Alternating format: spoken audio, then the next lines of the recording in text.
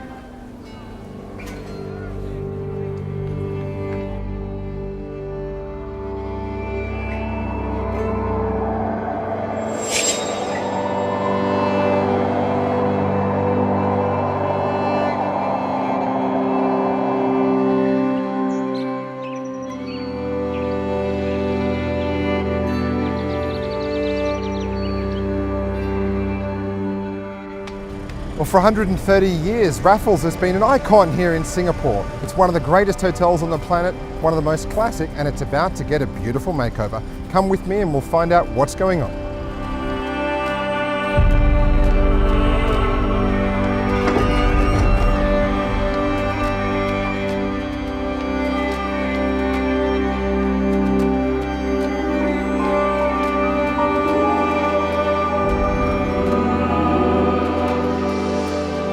Well, the Raffles Hotel in Singapore is 130 years old this year, and that makes it one of the oldest in the world. Joining me today is Ronald, the hotel manager, and Ronald, this grand old hotel is about to get a wonderful makeover, isn't it? Correct, it is. We have commenced in February our 16 months phased restoration program to really make sure that the hotel remains distinct and relevant to nowadays travelers. Sounds fantastic. A lot of it is really about the rooms, isn't it? I mean, you look at these beautiful lobbies and the marble and how nice these parts of the hotel are, but this is really about the rooms, giving that a real great refresh, isn't it? Correct. It's an overall restoration program for the entire hotel, looking at all the areas in the hotel, but really making sure that we retain what is so special about Raffles right now, the architecture, the charm, the service, and really implementing new technologies and new food and beverage concepts and creating spaces that are important for nowadays travelers.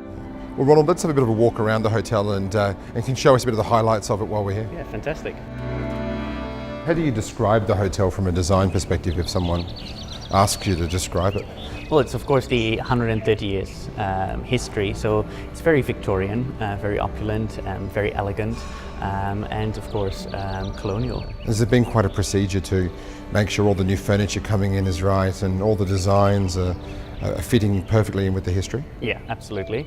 We've been working together with our partners, AIDA's architect, as well as Alexandra Champellimot, and of course with the local partners to get approvals for all the aspects of the restoration, and to making sure that we retain what Raffles makes is so special, and it's the charm, the atmosphere, and of course our legendary service.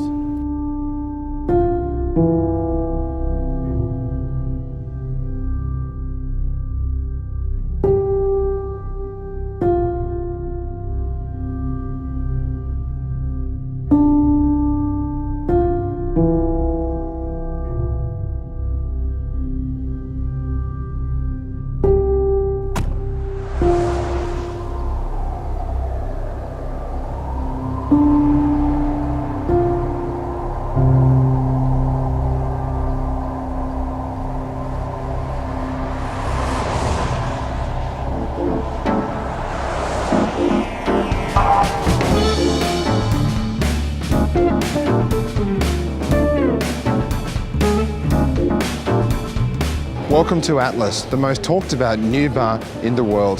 There's a beautiful 1920s Art Deco design here, there's plenty of classic cocktails on the list, and there's a tower with over 1,000 gins on it right behind me. You feel the blood under your skin, full of it.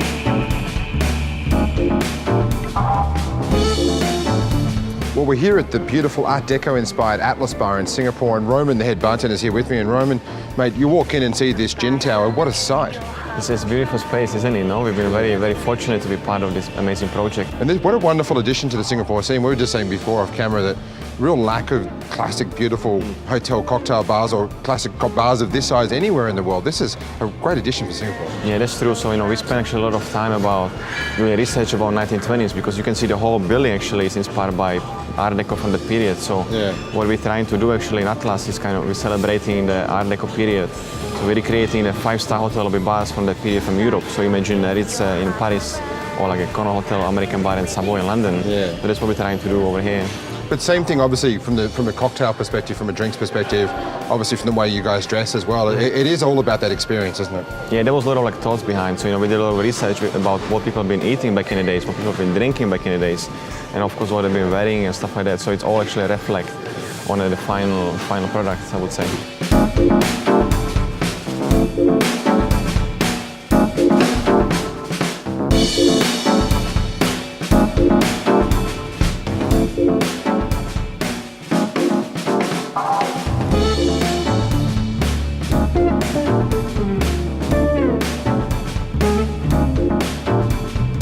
You feel the blood under your skin.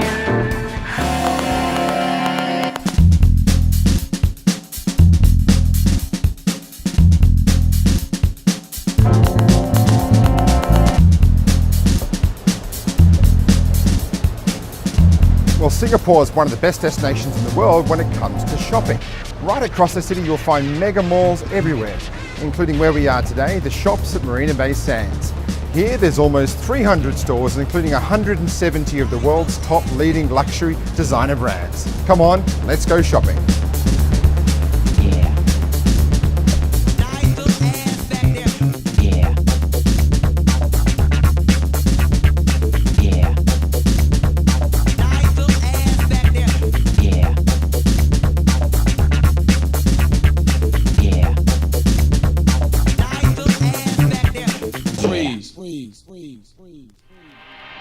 Welcome to level 57 of Marina Bay Sands, home to one of the best infinity pools found anywhere in the world. It's here you want to jump in the water, swim to the edge and get a photo of Singapore as your backdrop.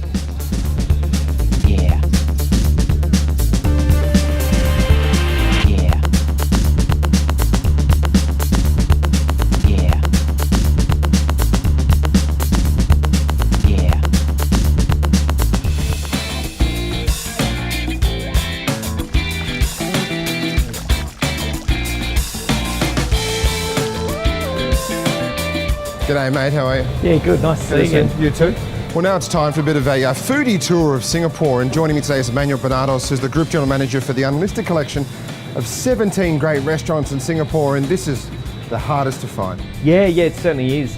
It's an amazing little Japanese restaurant hidden behind a little mee pok restaurant, so it's a local noodle restaurant. Let's go and check out Bincho. Yeah, absolutely. Come on through.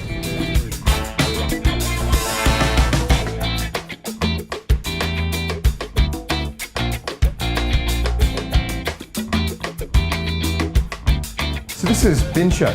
Tiny place. Look, there's only 10 seats in here. Yeah, absolutely. It's a really, really small restaurant.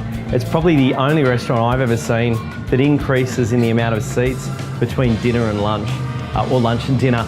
So it's 20 seats, including that little bar area out the back there for lunch, and then it expands to 40 seats at night. And this is one of your favourite little spots in Singapore, isn't it? Look, it happens to be as well. I remember even before I started working with the group, that this was a place I used to come for a quiet cocktail or a beer and just look busy.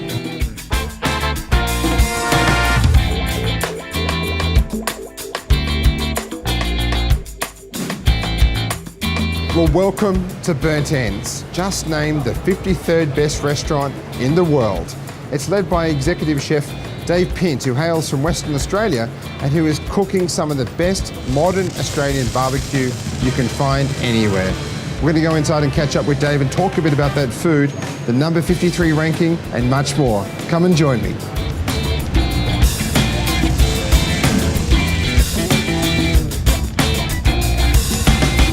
Well, mate, you've just come in at number 53 in the world's best restaurants. And mate, that's amazing, particularly for the style of food you're cooking. An Australian, exciting, modern barbecue style of food. Mate, you're absolutely smashing some of the best restaurants in the world away.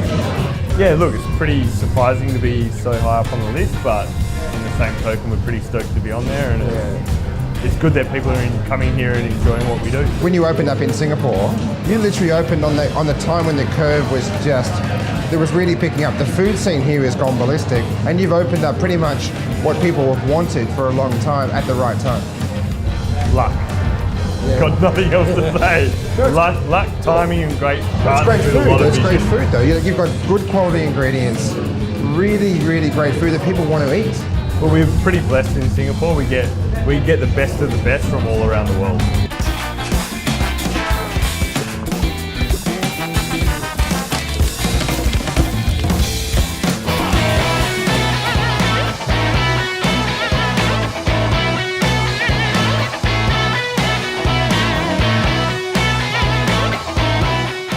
Emmanuel, we're here at Cheek by Jowl, one of the hottest new restaurants in Singapore. Tell us about the concept. Quite amazingly, it's actually modern Australian. It's the best of the sort of food that you find back home in Sydney, Melbourne, Bris, Perth, Adelaide, Darwin, Hobart. What kind of dishes are we talking about?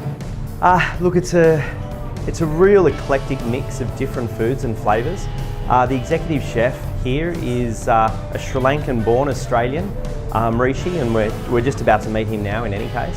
And the style of food's really, really nice and light, quite funnily different to a lot of food here in Singapore, the style of food that Rishi's doing.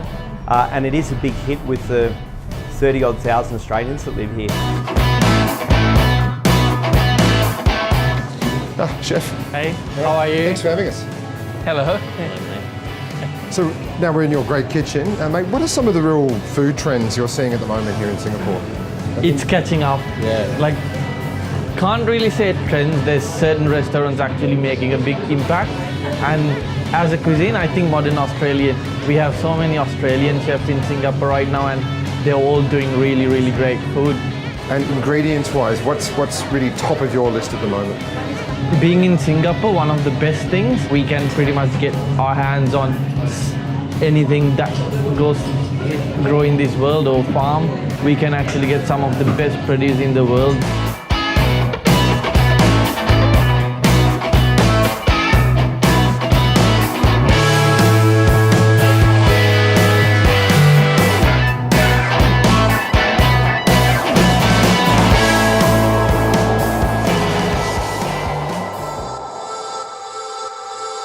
On the next episode of Wayfarer,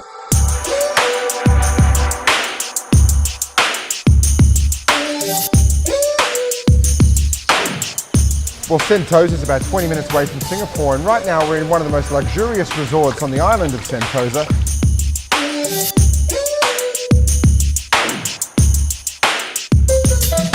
Well, we're here outside Employees Only, which is the Singaporean outpost of the New York Bar, and Andrew, one of the great hidden bars of Singapore. Well, the Mercure Singapore Bugis is one of the most stylish hotels in the city, and it's only opened a few months ago. Welcome to Singapore's Changi Airport, one of the biggest, busiest, and for the last 5 years in a row, the best airport in the world.